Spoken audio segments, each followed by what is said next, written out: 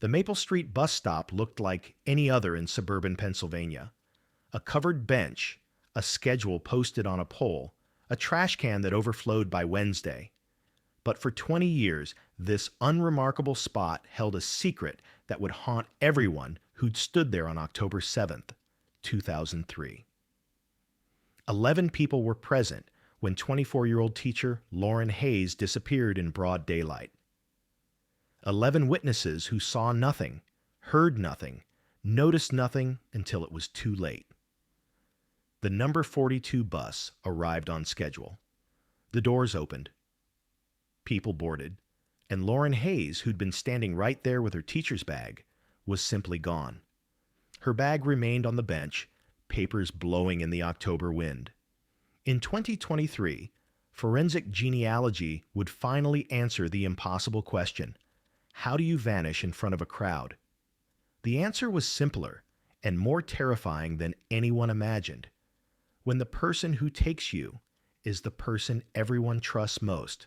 March 14th, 2023, 10:14 a.m.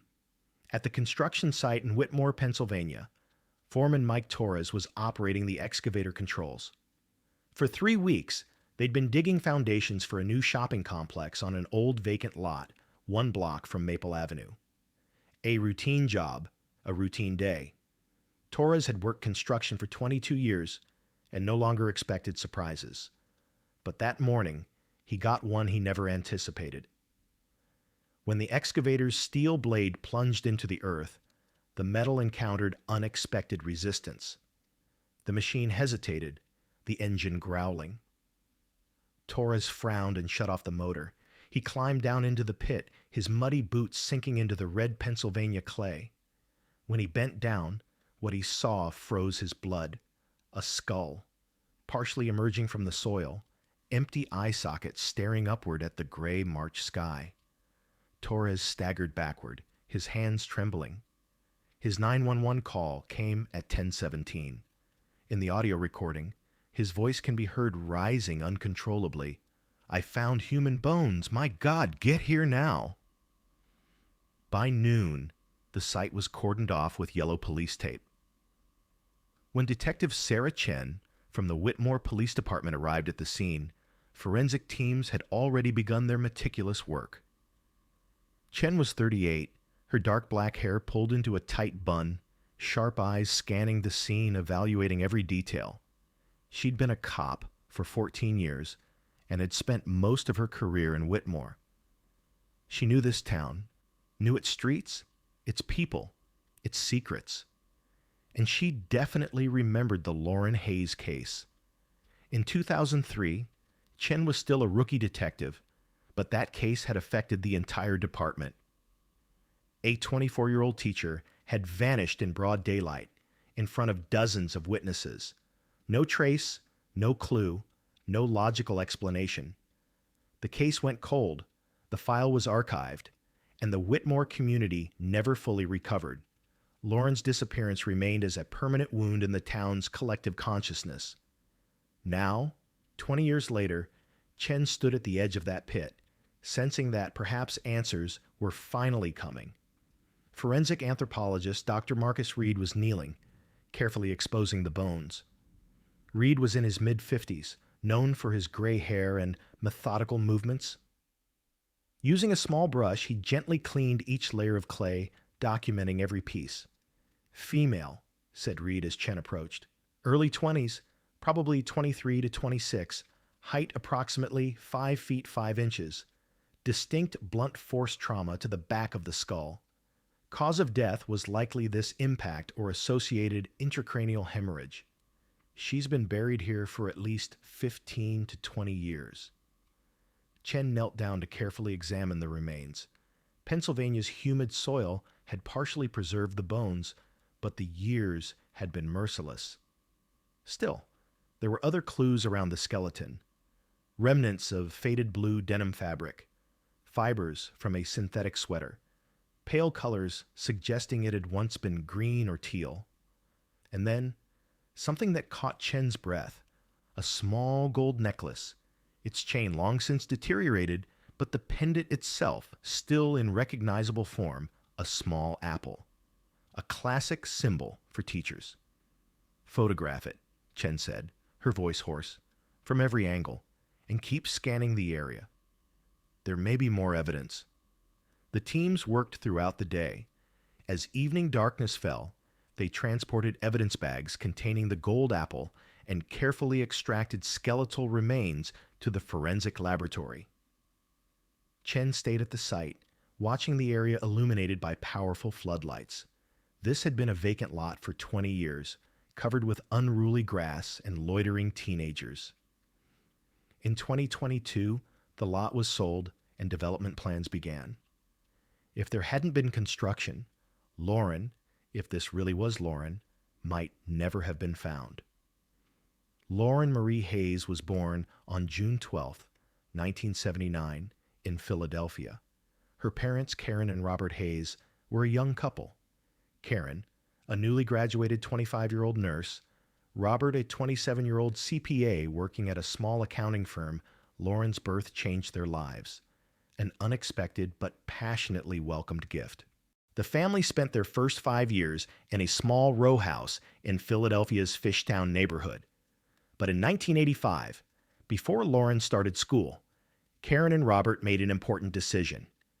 They would leave the city and move somewhere safer, slower. They chose Whitmore, Pennsylvania, 45 miles west of Philadelphia, a quiet suburb with a population of 18,000. It had good schools, low crime rates, and strong community ties. It was the perfect place for the Hayes family. Lauren grew up at Whitmore Elementary School, a bright, curious student known for her love of books and compassion for animals. Her elementary teacher, Ms. Donna Pritchard, would remember Lauren years later. She was a gentle soul. She'd always notice the quietest child in class and try to include them in games. Even at 8 years old, she was a natural teacher. During high school, Lauren participated in volunteer teaching programs, giving lessons at the local Boys and Girls Club on weekends and summer vacations. In her graduation speech, she clearly stated her future goal. "I want to come back to Whitmore and teach the children here. This community has given me so much. I want to give back." She studied elementary education at Penn State University. She was an excellent student, graduating with a 3.8 GPA and receiving multiple awards. When she received her diploma in 2001, she kept her promise and returned to Whitmore. Whitmore Elementary School was pleased to see her resume. Principal Helen Kowalski had known Lauren since she was young. When I offered her a position, Lauren thanked me with tears in her eyes. "This is a dream," she said, "to teach in the classrooms where I grew up." Her passion was contagious. Lauren was given third grade. In fall 2001, at age 22, she had her own classroom. She had 24 students and knew each one by name, knew their families, their struggles, their dreams. Parents praised Lauren's patience, creativity, and ability to see each child's potential. Her salary was modest, $32,000 a year for a beginning teacher, but Lauren didn't care. She rented a small one-bedroom apartment in downtown Whitmore, furnished it with secondhand furniture, and was happy she didn't have a car. She was environmentally conscious, rode her bike, or used public transportation. Her routine was simple. Every weekday morning at 7:30, she'd board the number 42 bus at the Maple Street stop and go to school. In the afternoon at 4:52, she'd return home on the same bus. The bus driver, James Edward Sullivan, had known Lauren from her first day. Sullivan was 53, had driven the same route for 28 years. He was like an institution in Whitmore. Medium height, broad shoulders, bald with a gray mustache, always in clean uniform with a friendly smile. He knew passengers by name, asked children about school, helped the elderly. The Whitmore Transit Authority had honored him 5 times as Driver of the Year. Lauren and Sullivan developed a polite but superficial relationship every morning. "Good morning, Miss Hayes." "Good morning, Mr. Sullivan." Every afternoon the same. Lauren would sit in one of the front seats, grading student papers or reviewing lesson plans, Sullivan would occasionally make small talk. Weather, school events, local news. Nothing intimate, just small-town courtesy. In fall 2003, Lauren began her third year of teaching. She was 24, loved her job, and was optimistic about the future. On weekends, she met with friends, sometimes going to Philadelphia for art museums or theater shows. She didn't have a serious boyfriend, but she wasn't in a hurry. Life was good. October 7th, 2003, was a Tuesday. Autumn colors painted the Pennsylvania landscape, trees blazing in shades of red, orange, and gold. The weather was slightly cool, but sunny and clear. Lauren wore an orange sweater and blue jeans that morning, slung her brown teacher's bag over her shoulder, and left her apartment. She arrived at the Maple Street stop at 7:23. A few others were waiting. Mr. Frank Delgado, a retired postal worker, Aisha Patel, a high school student, Jennifer Cruz, a young mother commuting to work. Sullivan's bus arrived like clockwork at 7:30. Lauren boarded, smiled at Sullivan, took a seat up front. The school day was normal.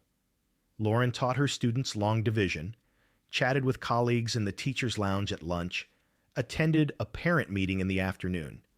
One student's mother, Mrs. Thompson, praised Lauren for her son's progress. "Miss Hayes, you've made Jeremy love coming to school." "That's priceless," Lauren smiled. "Jeremy's a great kid. He just needed a little encouragement." At 4:30, Lauren left school. Assistant Principal Dan Kellerman caught her in the lobby. "Have a good weekend, Lauren. Any plans?" "Nothing much," Lauren said. "Maybe some reading, maybe brunch with friends. You?" "My son's soccer game, always an adventure." They both laughed. "See you Monday," Lauren said and walked out. She arrived at the Maple Street stop at 4:47. The bus would come at 4:52. Lauren sat on the bench, pulled student homework from her bag, and began grading with a red pen. 11 other people were at the stop. Mark Chen, 34, a software engineer, was checking his phone while glancing at his watch. Tyler Ross, 16, a high school student, was listening to music with headphones. Mrs. Dorothy Kowalski, 72, was carrying 3 shopping bags. Angela Moretti, 28, was typing on her laptop. David Park, 41, was reading a newspaper. Linda Hayes, no relation, 38, had picked up her other children from school, and they were chatting carelessly. 3 high school students, Emma, Justin, and Carlos, were laughing and joking in a corner. And an elderly man, Harold Simmons, 68, was quietly waiting for the bus. 12 people total, each in their own world. At 4:52, the number 42 bus turned the corner. James Sullivan was behind the wheel, as always. The bus stopped in front of the stop, brakes hissing softly. The pneumatic doors opened, people lined up. Mark Chen boarded first, scanned his card. Tyler Ross was second. Mrs. Kowalski slowly climbed the steps, Sullivan waiting patiently. Angela, David, Linda, and her children, the 3 high school students, Harold Simmons, all boarded. Lauren bent down to put her papers in her bag. She gathered the papers, smiling at one student's drawing. She stood up, slung her bag over her shoulder, and took a step toward the bus. And then no one knew exactly what happened. In the subsequent investigation, detectives questioned each passenger individually. They all told the same basic story. The bus came, people boarded, the bus left. Several people remembered seeing Lauren at the stop. Someone mentioned the woman correcting papers. But no one claimed to have seen her board, and no one said they noticed anything unusual. No scream, no struggle, no vehicle speeding away. Tyler Ross was the closest witness. A block after the bus moved, he would look back. "I looked back at the stop. I don't know why. I just thought, didn't that teacher lady get on? I saw a bag on the bench. Papers were blowing around. I told Mr. Sullivan, but he said maybe she missed the bus and we kept going." Sullivan's own account was consistent. I stopped at the stop. People boarded. I left. I don't specifically remember Miss Hayes, but there were many passengers. When someone misses the bus, you rarely notice. You just keep going. But Lauren Hayes didn't miss the bus. Lauren Hayes was abducted in front of a crowd in the 90 seconds when no one was looking. Patricia Hayes began to worry when she didn't hear from her daughter at 6 p.m. Lauren called every day after getting home from work, talked about her day, made plans. By 6:30, there was no call. Patricia called Lauren's cell phone. It went straight to voicemail. This was unusual. Lauren charged her phone, kept it on. At 6:45, Patricia drove to Lauren's apartment. It was a few blocks away. She knocked on the door. No answer. She knocked again, harder. Still no answer. Patricia pulled out her cell phone and called Lauren again. She could hear the ringtone from inside the door. Lauren's phone was home, but Lauren wasn't. Panic set in. Patricia called 911 at 7:07 p.m. A missing person report was taken. By 7:30, 2 patrol cars were scanning Whitmore streets, following Lauren's usual route, from her home to the Maple Street stop, from there to school. They found nothing. At 8:15 p.m., Patrol Officer Angela Ruiz checked the Maple Street stop. A bag was sitting on the bench. Ruiz approached, shining her flashlight on the bag. Inside were papers, pens, a wallet. She opened the wallet. Inside was Lauren Hayes' driver's license. Ruiz immediately reported it. Within minutes, the stop became a crime scene. Detective Howard Lynch, the lead detective, arrived and directed the investigation. Lynch was in his early 50s, a tough man with 26 years of experience. He examined Lauren's bag. Everything was there. Wallet with $43, credit cards, keys, cell phone, charged, student homework. Everything Lauren would have taken when she left her apartment. Everything except Lauren herself. Lynch looked around. The billboard above the bench, the nearby trash can, the sidewalk. There were no signs of struggle, no blood, no torn fabric, no shoe prints. It was as if Lauren had evaporated into thin air. The next morning, Wednesday, Lynch began interviewing all passengers on the number 42 bus. The Whitmore Transit Authority provided records. Who boarded that bus, who scanned cards. Lynch called each one, asked them to come to the station to give statements. The interviews led nowhere.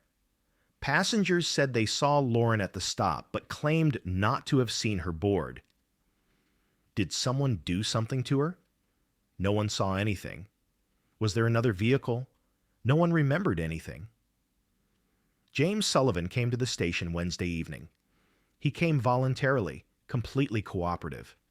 Lynch interviewed him in a small interrogation room, turned on the recorder. Mr. Sullivan, do you remember your 4:52 run on Tuesday? Yes, of course. Normal route, normal passengers. Do you remember Lauren Hayes? I heard the name. Yes. The missing teacher. Terrible. But honestly, I don't specifically remember her on that particular run. I see hundreds of passengers every day. They all blur together. I understand. Did anything unusual happen on the bus? An argument among passengers? Someone aggressive? No, nothing. It was a calm run. Traffic was slow but normal. No problems. Did you make any deviation from your route after the stop? An unplanned stop?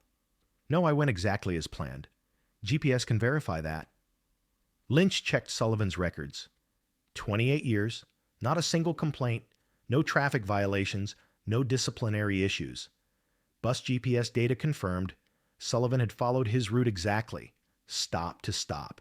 No deviation, no unexplained delays. Lynch examined Sullivan's background. Born in 1975, raised in Whitmore.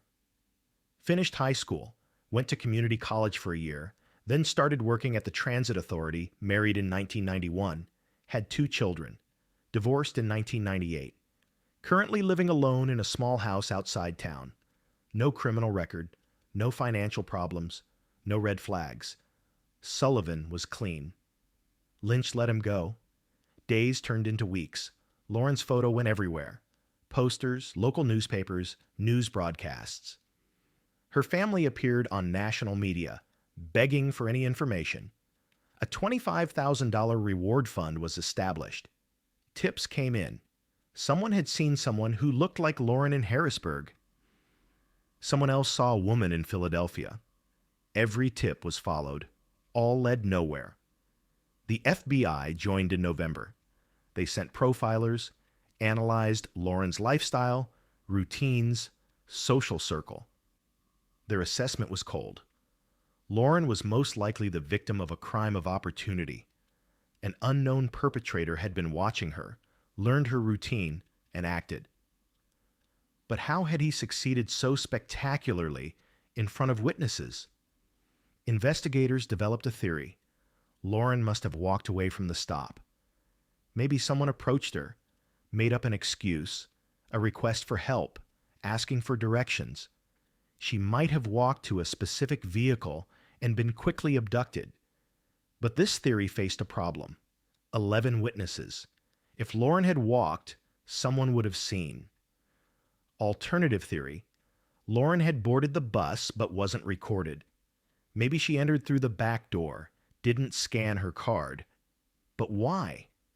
And where did she get off? Sullivan's route included every stop. Surveillance teams checked camera footage at stops along the route. Lauren didn't appear at any stop. The investigation stalled. The case went cold. Patricia and Robert Hayes never got answers. Lauren's room remained untouched. Every year on October 7th, the Whitmore community held a memorial service. James Sullivan always attended, approaching Patricia Hayes to say, "I still pray for her." Patricia would thank him, eyes teary. And the years passed. 2005, 2010, 2015, 2020. Lauren Hayes became Whitmore's ghost, a tragedy remembered but unsolved. Then in 2023, everything changed. The bones extracted from the construction site were taken to the Pennsylvania State Police Forensic Laboratory. Dr. Marcus Reed and his team worked meticulously. Cleaning each bone, cataloging, analyzing DNA extraction was difficult. Years and environmental factors had degraded the genetic material. But technology wasn't as limited as in 2003. Modern techniques could extract usable DNA profiles from smaller and more degraded samples. It took 6 weeks. But in early May, Dr. Reed called Detective Chen. "We have a profile, enough markers. We can enter it into the national database for comparison." Chen approached Karen and Robert Hayes. Both were in their late 70s. Looking weary from 20 years of waiting, they agreed to provide DNA reference samples. A week later, the results came. The bones belonged to Lauren Marie Hayes. When Patricia received the news, she cried quietly. Robert, his face held for 20 years, collapsed. Their daughter was dead. They'd always known, but knowing was different. But this was just the beginning. Dr. Reed's team found other evidence. Trace-level blood staining on the bones, not just Lauren's, but someone else's. DNA extraction was performed. A profile was created. The profile didn't match the offender database, but Chen knew this wasn't the time to stop. She contacted genetic genealogy specialist Dr. Lisa Tran, uploaded the DNA profile using the public databases like GEDmatch and Family Tree DNA. 3 weeks later, a result came. A fourth cousin matched Tran and began building family trees, tracing lineages through birth records, marriage certificates, death records, census data. It took 2 months. But in July, a name emerged: James Edward Sullivan. Chen read the report twice. The retired bus driver? Whitmore's reliable, beloved bus driver. The man Patricia Hayes found comfort in. But the science was indisputable. The DNA found on the bones connected to Sullivan through his family tree. Statistical certainty was overwhelmingly high. Chen investigated Sullivan's background more deeply. He was now 68. had retired in 2018, living quietly outside Whitmore. An apparently normal life. But Chen began looking for nuances. She examined Sullivan's divorce. His ex-wife, Christine Sullivan, had died in 2015, cancer. But divorce records used vague language, irreconcilable differences. Chen found Sullivan's former neighbors, spoke with them. One remembered, Jim was always a bit odd, especially around young women. The way he looked, intense. His wife, Christine, told me about it, complained about him secretly watching other women, but it was never anything dangerous, just unsettling. Chen requested Sullivan's work records from the 1990s and 2000s. Whitmore Transit Authority provided files. Sullivan's file was clean, officially. But when Chen searched through archived records, she found two minor complaints. In 1997, a female passenger reported that Sullivan had looked at her in an uncomfortable way. Internal review found nothing. Complaint dismissed. In 2001, another woman claimed Sullivan made an inappropriate comment to her on the bus. Again, internal review found insufficient evidence. Two complaints in a 28-year career seemed negligible. But Chen knew that every reported incident could represent dozens of unreported ones. On the morning of August 5th, 2023, Chen arrived at Sullivan's house with a team. It was a quiet street, small houses, well-kept lawns. Sullivan opened the door in pajamas and a robe. Surprised, James Sullivan, Chen said, her voice firm. You're under arrest in connection with the death of Lauren Hayes. Sullivan looked at her. His face, for a moment, was shocked. Then something changed. His mask dropped. His shoulders sagged. He bowed his head. Finally, he whispered, My God, it's finally over. At the station, Sullivan was read his rights. He was told he had the right to an attorney. He said he'd wait. But while waiting, he started talking. 20 years, he said in the cell. Every day I saw her. Every day I lied to her mother. I was a monster, but I couldn't stop. When the lawyer arrived, Sullivan told him he wanted to confess. The lawyer advised, stay silent, negotiate. But Sullivan refused. I've had 20 years to live with it. I have to tell the truth. In the formal interrogation, Sullivan told everything. On October 7th, 2003, Lauren was waiting at the stop as usual. Sullivan had been watching her for months, not just her, many young women, but Lauren was different. She was kind, beautiful. He couldn't resist her. That day, he decided. When the bus reached the stop, Sullivan stopped normally. The doors opened. People began boarding. But Sullivan knew a detail no one else did. The number 42 bus's rear emergency exit was malfunctioning. It could be opened from outside. Maintenance had reported it, but repair was delayed.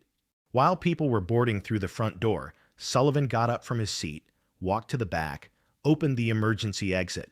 Lauren was just getting up from the bench. Sullivan stepped out, quickly approached her. Miss Hayes, excuse me, you dropped something, he said, holding a pen. Lauren turned, confused. Oh, thank you. Sullivan grabbed her, put his hand over her mouth, pulled her to the back of the bus. 90 seconds. Passengers were still boarding. No one looked back. Lauren fought, but Sullivan was strong. He pushed her behind a seat, covered her with a blanket. He looked into her eyes. Terror, confusion, betrayal. Sullivan returned to the driver's seat, closed the doors, continued his route. No one noticed anything. Lauren remained silent until she became unconscious, suffocating because he covered her mouth that evening.